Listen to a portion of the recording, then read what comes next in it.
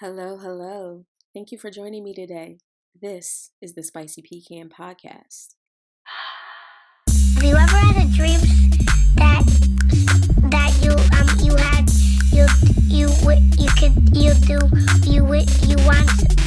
you could do so you could.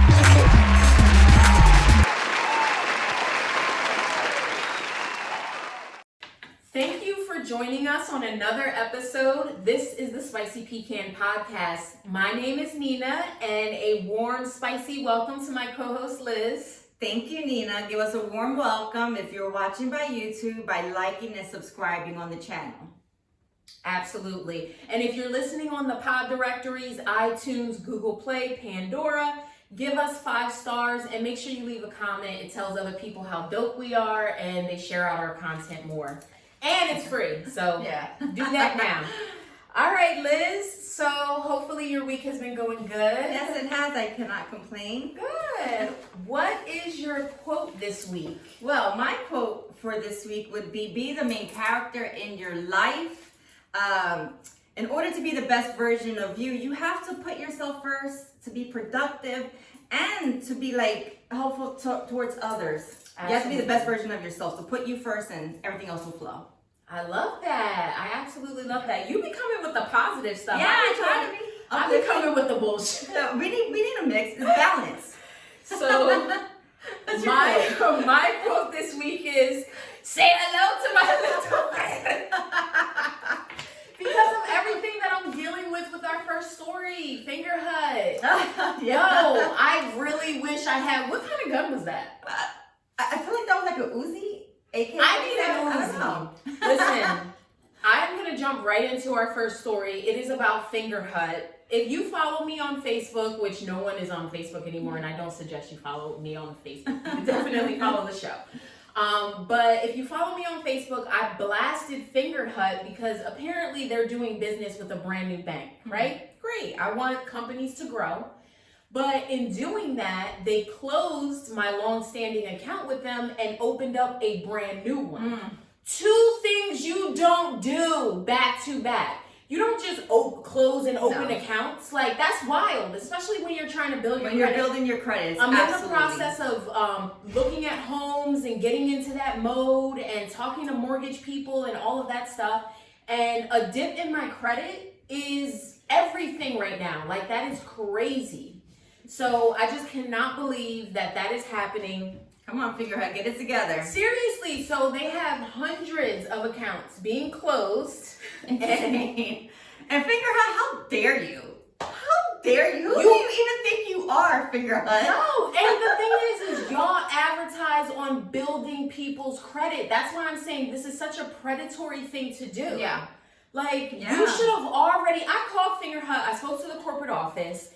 They told me that they were sending me a letter, which they have since sent it, and it's some bull. But they sent me a letter saying that I can send that to the credit bureau and dispute the brand new account. But what am I disputing? It's a real account. Yeah. My problem is honor the history that I've been your customer. Your business changes ain't got ish to do with me. Right. I pay my things way over. And honestly, let's keep it real, y'all. The only reason people use Fingerbutt is to build their credit. Absolutely. There is no way you're going to pay extra money for shit that you can buy somewhere else for way cheaper. Way cheaper. Especially with Afterpay and all those other, credit funding things that you can even purchase a plane ticket and put it on layaway. You know what I mean? So Fingerbutt, humble yourself. I was so upset. I blasted them on Appreciate your social customers. media. I put this big post. I tagged 6ABC. As you should have. And I'm not done. Y'all about to see me act the ass. Y'all about to see me act up. It's good that you even bring this up because if anyone watching, if there are any pecans out there that have Fingerbutt, you might even know this happened to you. Listen, join my cause. Join the Okay? cause, the Fingerbutt Join my cause. I'm trying to get us paid. Because that's not, listen, that is so not right. You know what I mean? That is so wrong. It's literally against what you advertise for. All of your advertisements have black and brown people. Mm-hmm. So we know who you're targeting. Right. And your whole business model is built off the backs of poor people. Rich people I don't was need just your about to say services. that. Yeah. Rich It's like a but buy not, here, yeah. pay here situation. Yeah. It's that line of where it becomes predatory. On one hand, it's a great service. You're helping me build my credit. Absolutely. I'm paying on time. I'm doing my part. You're doing your part. But that line of that predatory behavior. It's like a partnership, and then they kind of like stab you in the back. So that's why I want to be like, come on, partner. So yeah, that drove me crazy. Another story that absolutely drove me crazy this week came out of nowhere. Was Joe Budden commenting on Megan Thee Stallion's court case with Tory Lanez, essentially comparing her to Evelyn Lozada, because he said every time Tory Lanez, this is the gist, every time Tory Lanez, does something good, or anytime someone is abused and the person starts doing good and time has passed, they want to bring up the past abuse. So he brought up Evelyn Lozada, bringing up the whole Ocho Cinco thing. Mm-hmm. And his ass got roasted. Well, that's what Joe Budden's known for, saying stupid stuff. And I think he does it purposely, actually, to get his name in the media. It's like the 50 Cent business model. Right. Let me start some ish to get back in the news because I'm selling season 3 of Power. Let them speak their truth and speak it as often as they need to, and speak it how they need to. His thing was, if you're victimized or you've been through a trauma, deal with it with that person privately. You don't have to blast them on the internet and social media and on TV, because there's a point where he said there's a point in life where you just have to move forward. But he's also an abuser. He's abused Tahiri. Yes. And she even said something about, she was like, the nerve of this guy. Yes. So he's putting himself out there, basically saying to his victims, this is how he wants to be handled. Yeah. That's pretty much what it is. Yeah. I've moved on. I beat your ass, but I've moved on and stopped bringing up my past. Right. Well, I'm sorry. That's not how life works. And you don't get to tell victims when to get over it. Right. Like, you're bugging. Especially, like, his abuse got to the point, allegedly, his abuse got so bad that he beat her so bad, a pregnancy was terminated. For Tahiri. Tahiri was pregnant by Joe Budden. And he beat her up so bad that she had a miscarriage. And that woman does not have children. She does not have children. That's actually murder. I'm surprised he wasn't charged. And that's what I'm saying. And she's even like, I cannot believe this guy still has a platform. Yeah. But it's going to be dumb people that are going to be like, well, he do got a point. Y'all do need to start moving on. No, you don't tell a victim when to get over their stuff. That's an abuser's mentality, though. Exactly. Leave me alone. I've moved on. Like, screw you, Joe Biden. I'm sick of you. In your perfect world, that's how it would go. So that's why he's speaking out against it, because he can relate to Tory. Is his name? What's his name? Tory Lanez. Tory Lanez.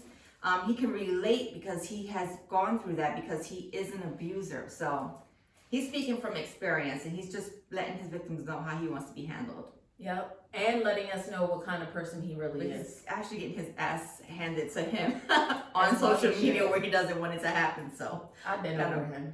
Backfired. Yeah, he's a hot mess. Yeah. He's a criminal, and I know your next story. Yeah, speaking of criminals, we'll go to El Salvador with this story. There's the president of El Salvador. He's been the president, and his name is Nayib Bukele. He's been the president of El Salvador since January 2019. He's been doing some amazing things there.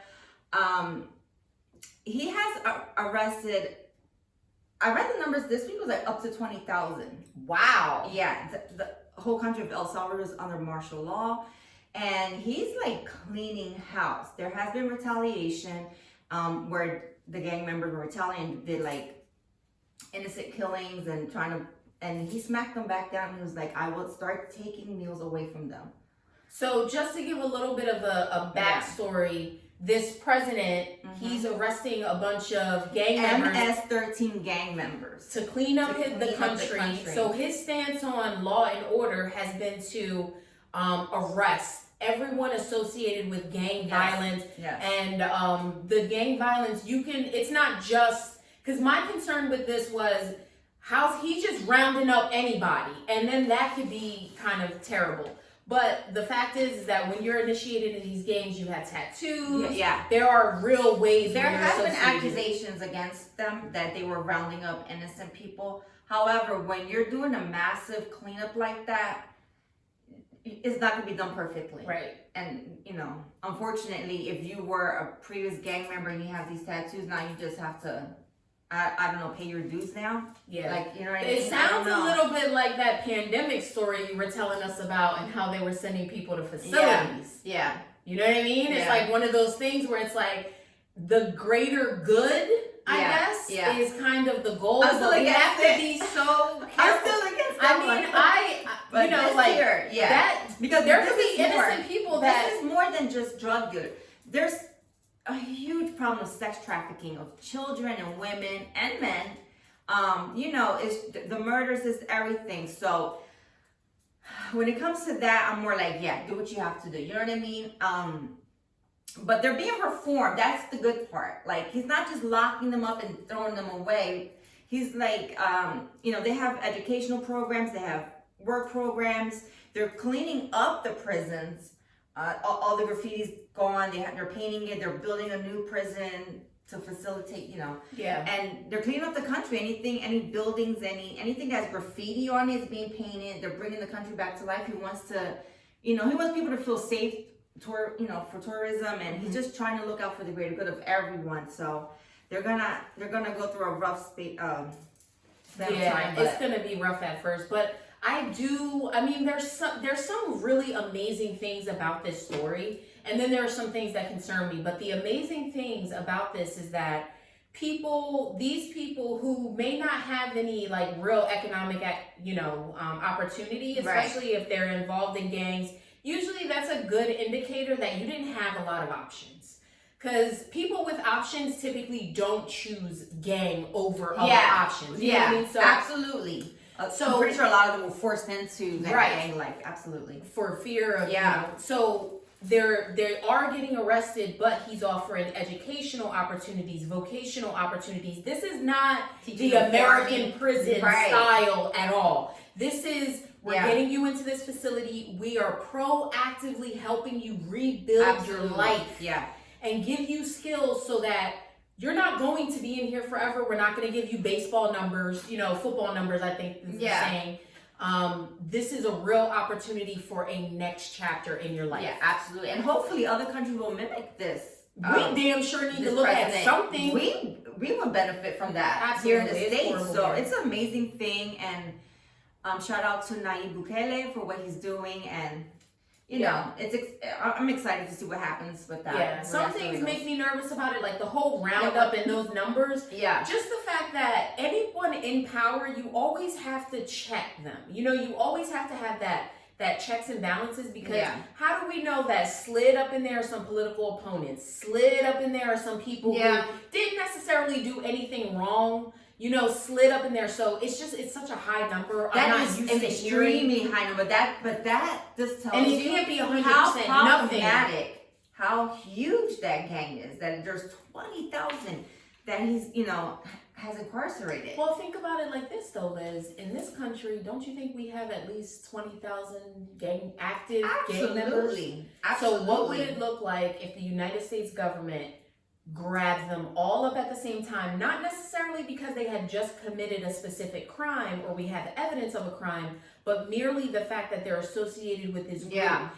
With American laws, and it's completely different, I think, here because of our laws. Like if you're caught doing something, that's a different story. But just merely being associated with a group, I think we might have to go about it. We might have to go about it in a different way. You know how they do. What are those things? Lookouts. Where they set them up and then go in for the kill. Yeah. Round them up. It would have to be that type of situation. But they need to do it. They need to do it hard. Especially, and we have a lot of places in Jersey, Philadelphia, Chicago, Los Angeles. Like, there's quite a few states that would benefit from something like that. Yeah. Of course, with our laws. Yeah, I need you to commit a crime with evidence first before I actually incarcerate you, rather than yeah. But since it's El Salvador is like this big compared to the United States, and so if he does something this drastic, and it could bring the changes quicker, then we'll see. We will Yeah. see. I mean, history I'm watching will the definitely story. tell I'm the story. watching. Yeah, absolutely. So, Absolutely.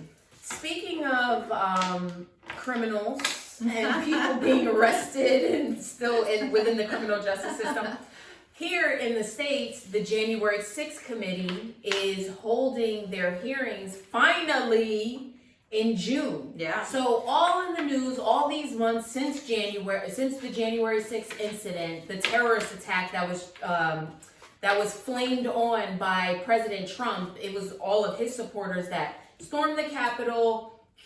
People died. It was just horrible. We all remember. So finally, they're actually going to be releasing the evidence that they found. There are going to be real hearings. The testimony that has been given will be released, and we just need this. We needed this shit in February. Yeah.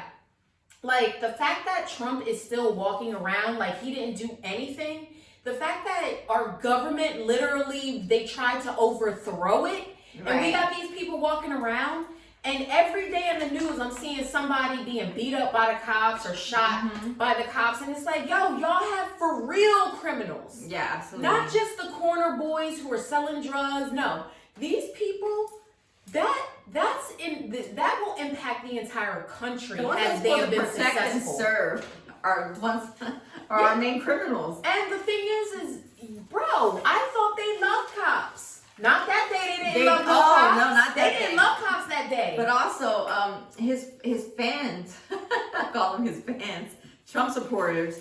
They were. Did you hear crickets? Because none of them were complaining. I didn't hear I didn't see on Facebook.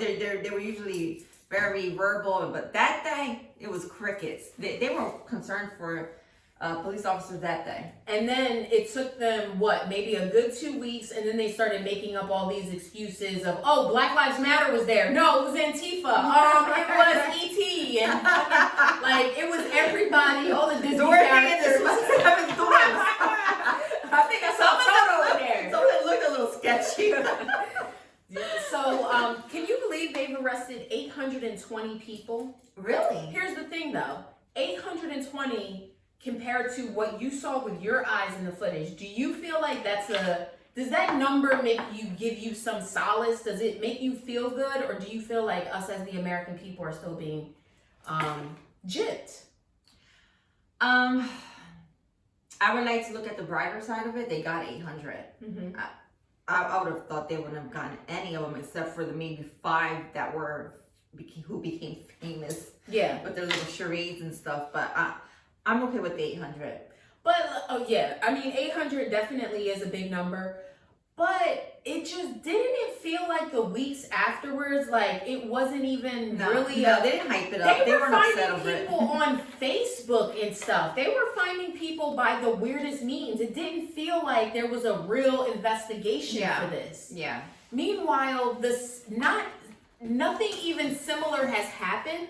But we've seen in the past, like, they just murdered activists in the past. Yeah. Fred Hampton, like so many civil rights activists. Martin Luther King was murdered. Like, so many people have been murdered for things that don't even come close to that. Yet this was just like... They wanted to sweep it on I'm pretty sure what they wanted to do was just sweep it under the rug and hope that it died out. But of course that can't happen because it was broadcast. And it's half of the American political system. Yeah. Half of the American political system wants us to be under the control of a dictator.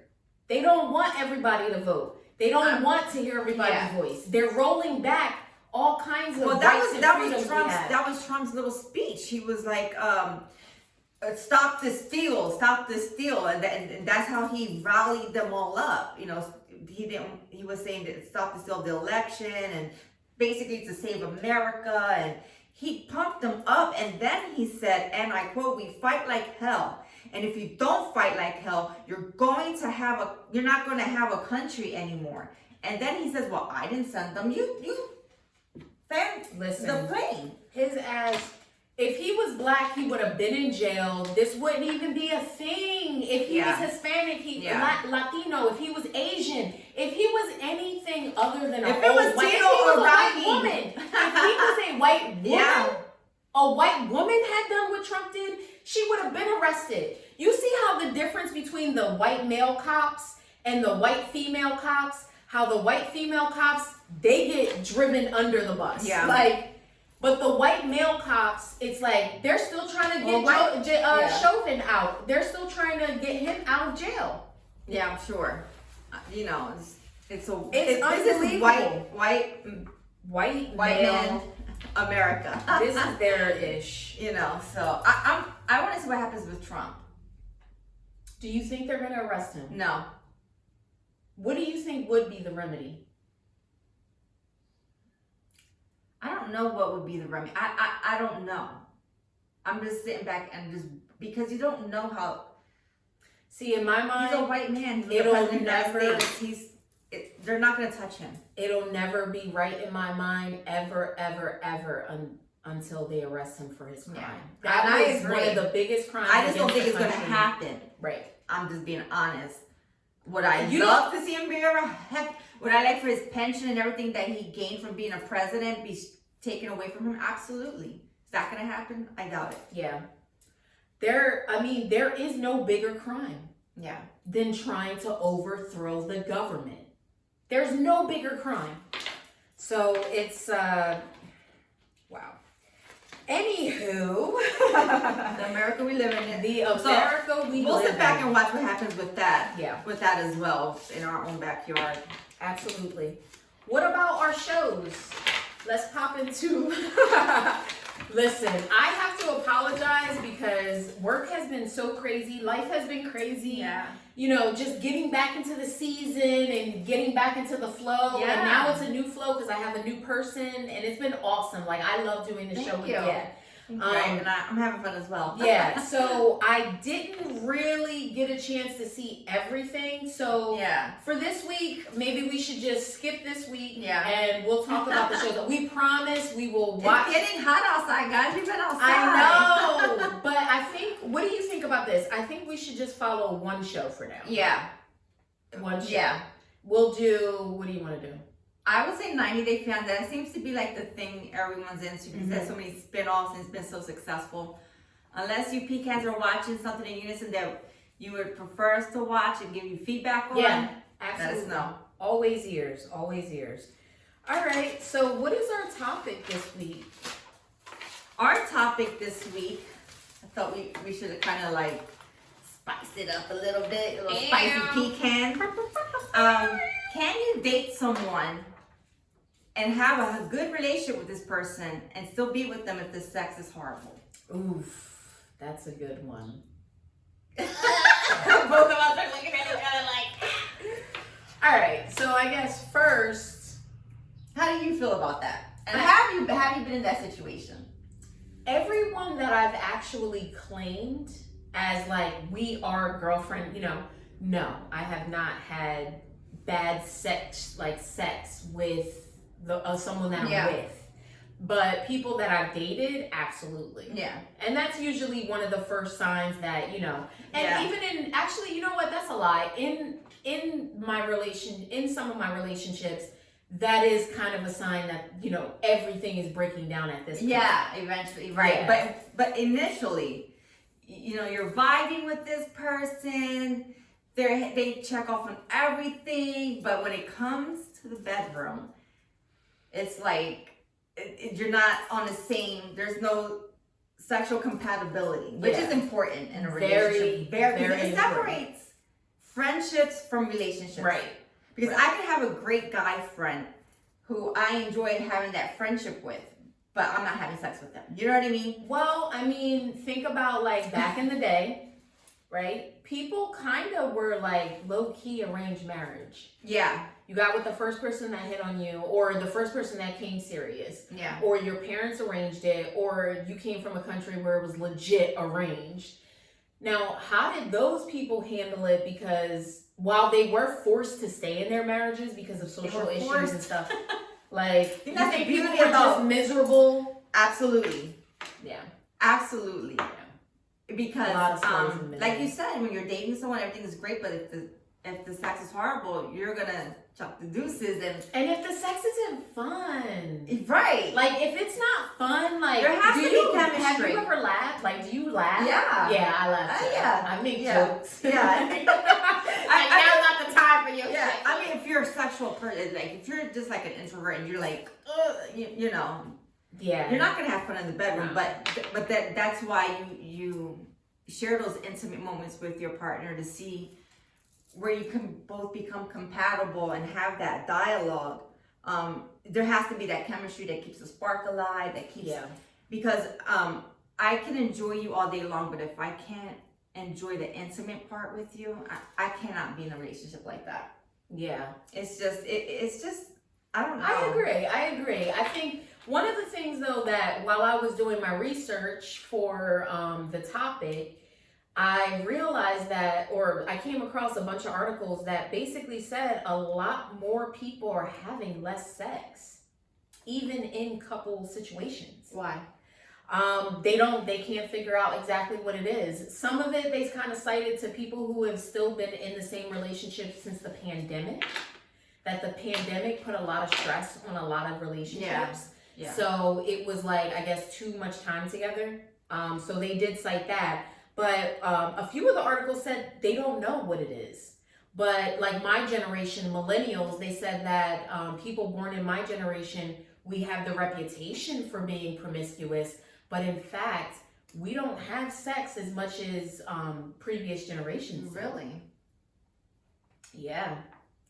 I wonder times are hard for everyone. And, you know, with the pandemic and inflation and rent, this everything, like it puts a strain on your morale, right? So if you're not in a good headspace, you're not really going to be that enthusiastic. But if you're putting that aside and you know, there's also a difference when you're just having fun sex and when you're making love too. And I feel like when you're making love to someone, oh, you're so sweet. It's so different. It's so different. It's more intimate. It's more passionate, and that when you're intimate with someone that you love, it's completely different.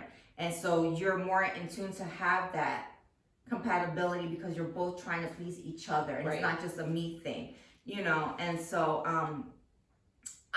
you know, there's so much that goes into a good relationship, but sex is super important, and I think that great sex can prolong an unhealthy relationship. Absolutely. And bad sex can ruin a good one. And that's a big thing. So you can be with someone that's completely horrible for you, but the sex is amazing, and that's what keeps you both in it. And sometimes that kind of makes you not realize that you're in such a bad situation because the chemistry is so good and because that sexual part is there. And I think we've all been there. I've been there. Have you ever used sex as a weapon because you kind of knew that it would like solve problems? Yeah. Is that makeup sex? Is that what we call makeup sex? Oh yeah, but isn't that kind of weaponizing sex? I don't know if it's weaponizing, but I know that it's done. Yeah. I know I've done it, you know what I mean? Yeah. I don't know. You just need to recognize what type of relationship you want to be in. If you're looking for just a friendship relationship and the sex is not that important to you, then, but if it is, and it's something that can ultimately ruin your relationship and something that you need to be open about with your partner. Yeah. And just have that open, honest conversation and try to meet somewhere in the middle. Yeah.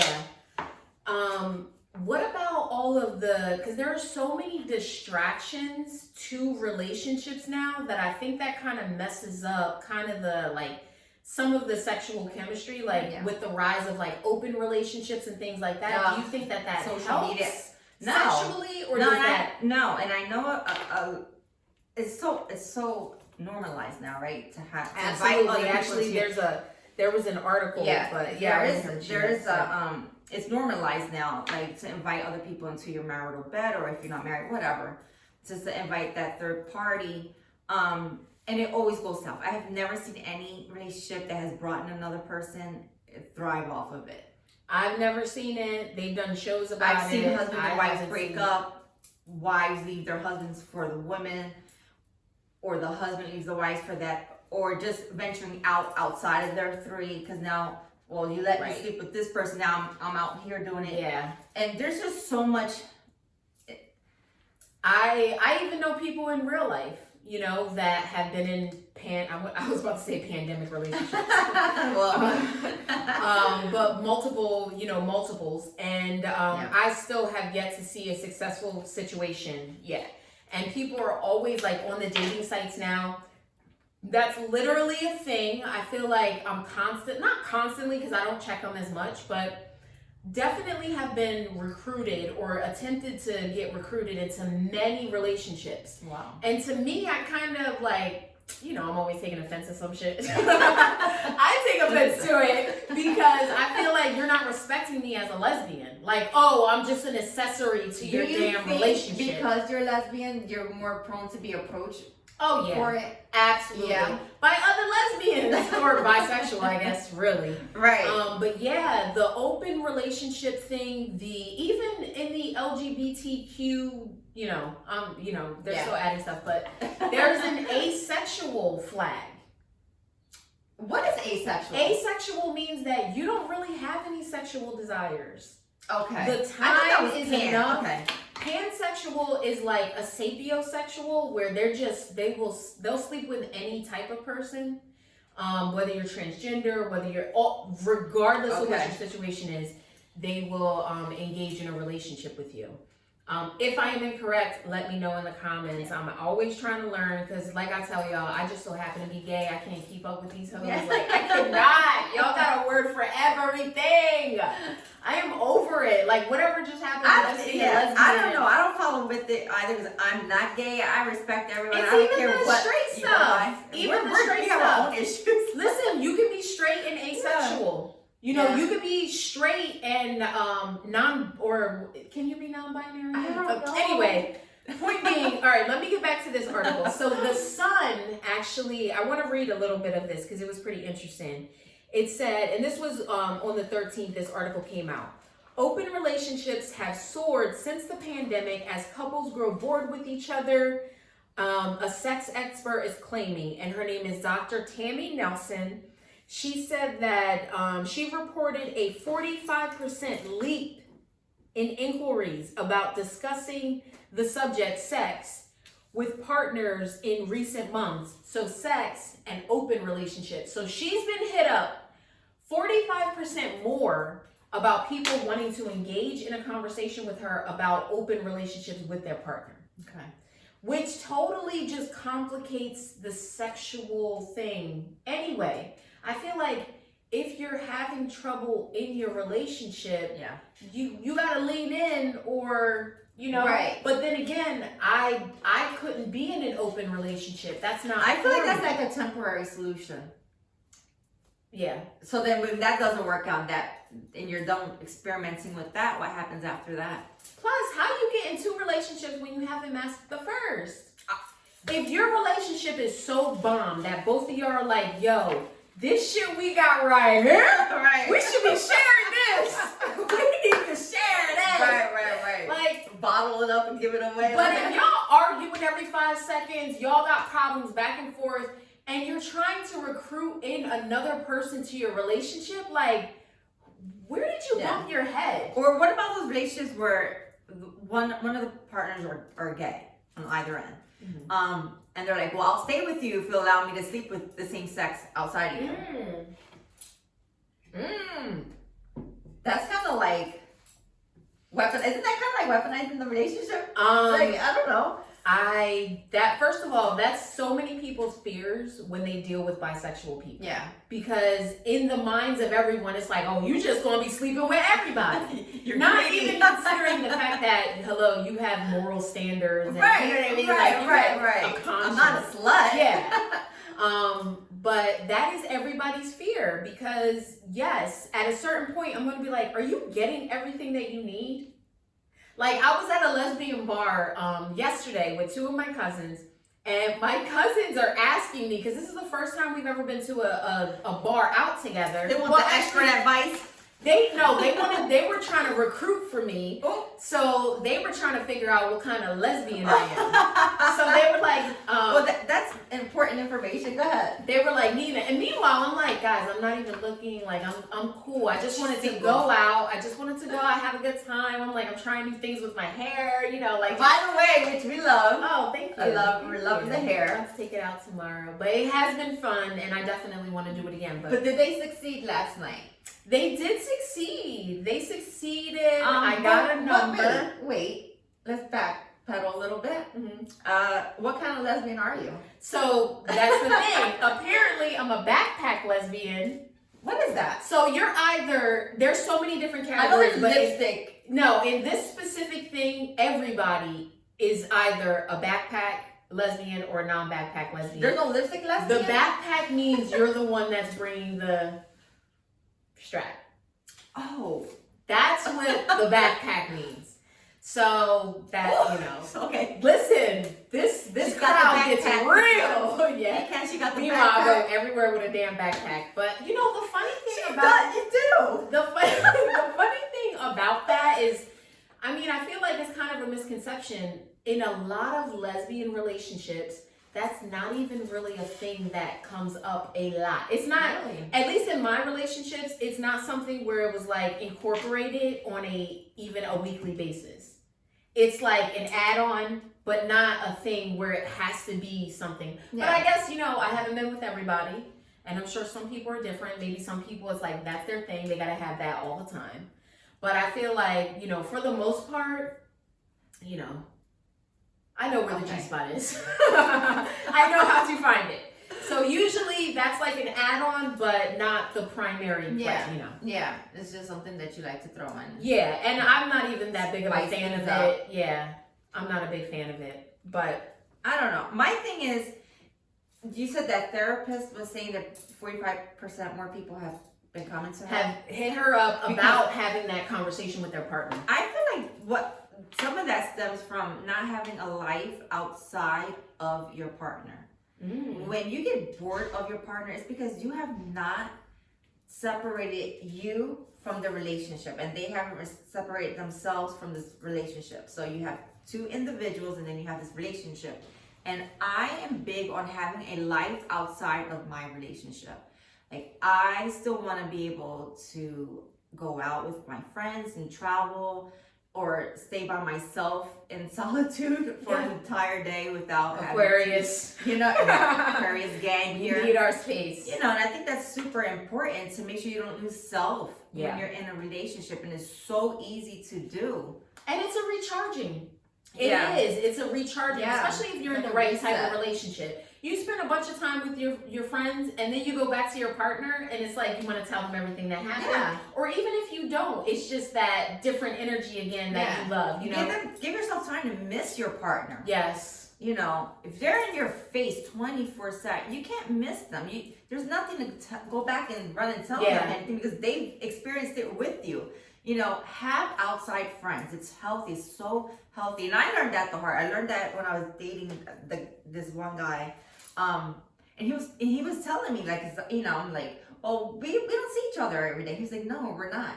And I was like, and he was like, because we need, it's healthy, and he was so patient with me, Mm-hmm.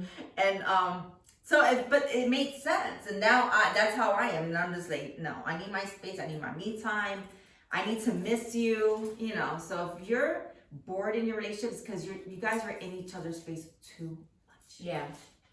Now, what do you think about going back to the backpack thing? What do you think about, like, in straight couples? How often do you think people need to be open up to toys and additives and, like all the things, the oils and the outfits and the this I and feel the like that? that's super important.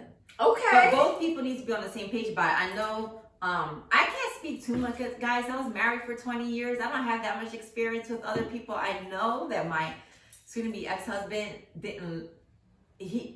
There was no toys as far as like nothing penetrating wise. Okay. There was like oils and little hand things, but like What about the rings?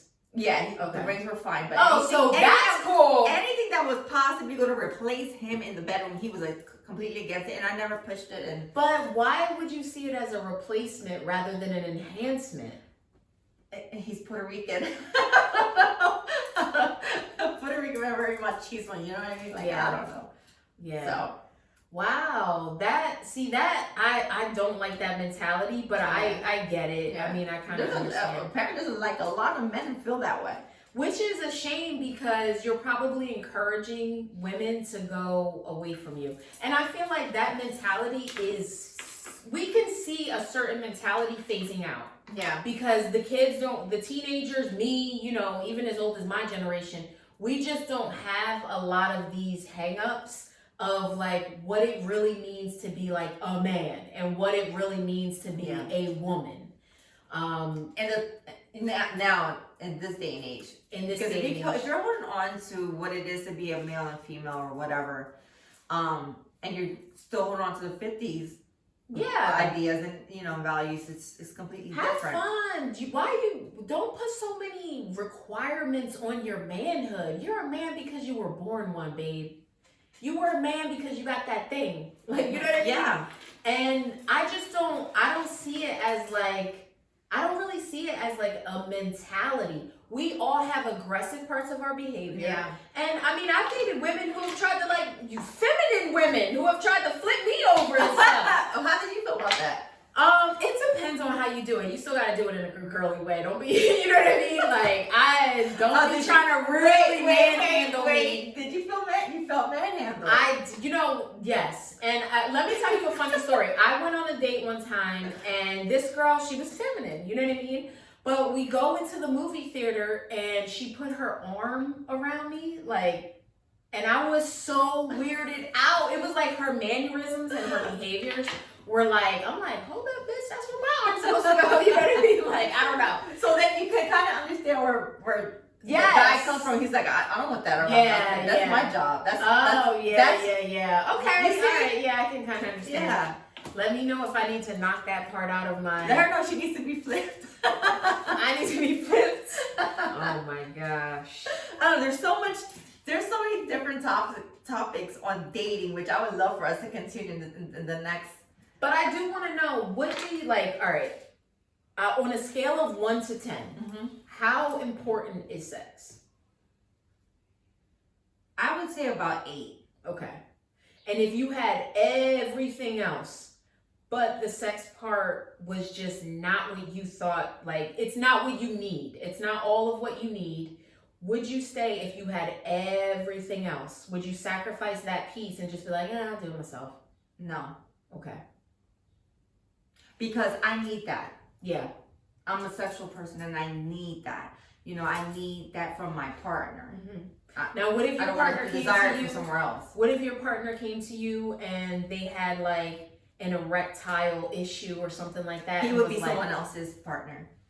But you're madly in love with this person. I'm not madly in love because there's no way I could be madly in love. For me, I'm not putting this on. Don't come for me. Yeah. This is me. Pecans. Don't come for me. For me, I need to, and that for me, like, I love men. How about you? I don't know. I think I would have to see how good is everything else. Because... Is that considered the 80-20? 80% good, 20% good? Right, I guess. Would you sacrifice that 20 being the intimate part of it? I might. Really? I might. Especially if there were considerations around it. You know what I mean? If there were like, I could potentially just have a sexual partner. See, but I'm just saying. I mean, then you just all right. Even if not that, and I had to sacrifice, like, I'm not actually going to be sacrificing sex. I'm still going to be taking care of myself. Yeah, but I'm not. No, it's definitely not the same. Yeah, that intimacy. Yeah, that intimacy and having that. That's how I feel like you reconnect with your partner at the But end. if everything else is bomb, and I always want to spend time with you. You're my best friend. We do kiss and stuff like that. Friend. But yeah, because really, like, that is kind of who you want to die old with. You want to die old with someone who's also your best friend. And at a certain point in life, the sex part is going to diminish. It does. So there has to be some deep-rooted friendship, bro. Like, real friendship. Like, yo, I like spending time with you. I like to be in your Absolutely. energy. Like, I like your smell. Absolutely. I would prefer if the sex part naturally died out. And I didn't just go running into that. Yeah, I'm gonna be honest, you know, like.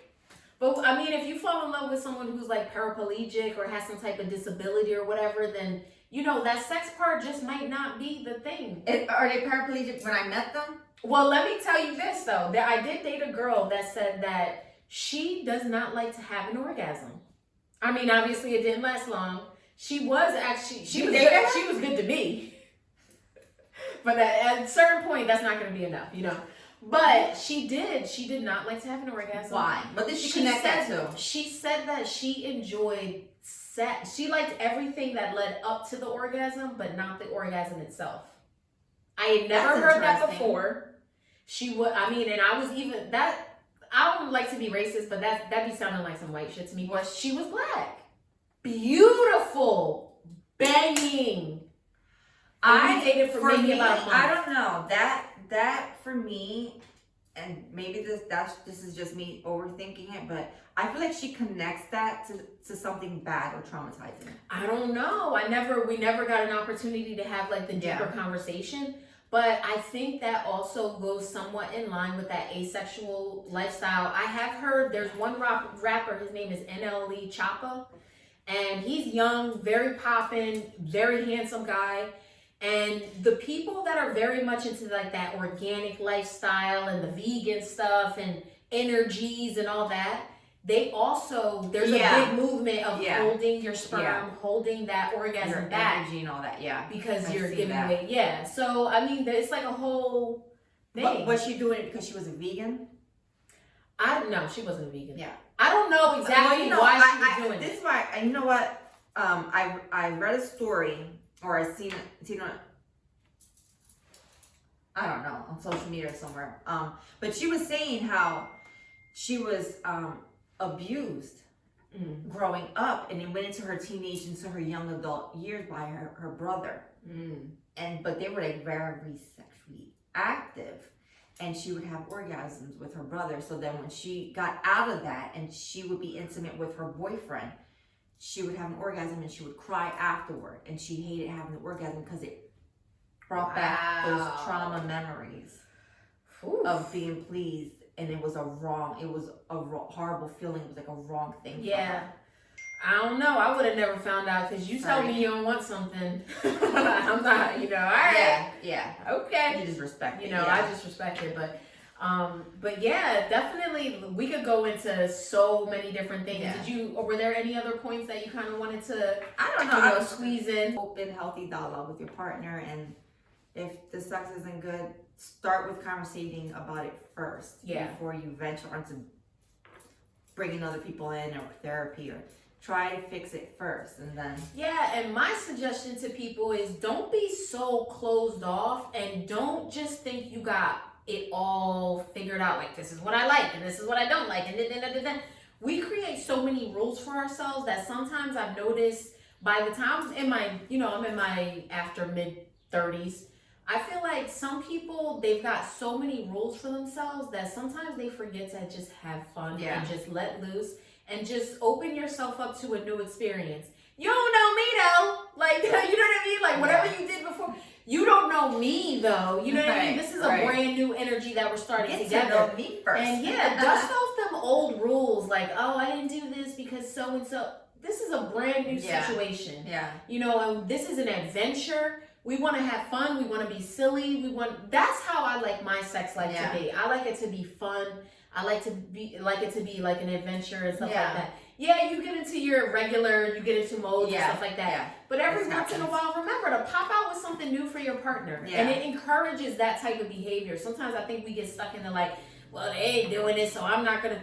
You can encourage brand new behavior in any relationship that you're in, whether it's a child relationship, to parent, co-worker, whatever. You can change it by being on that vacation, get bent over on that balcony. Well, we had fun today. I enjoyed all the topics and stories. We had a great discussion. You ready to wrap this up? Absolutely. Thank you, Pecans, for joining. Make sure you share this episode with someone who you think would enjoy it. Listen, as always, be blessed, stay spicy. Thank you for listening to Spicy Pecan Podcast.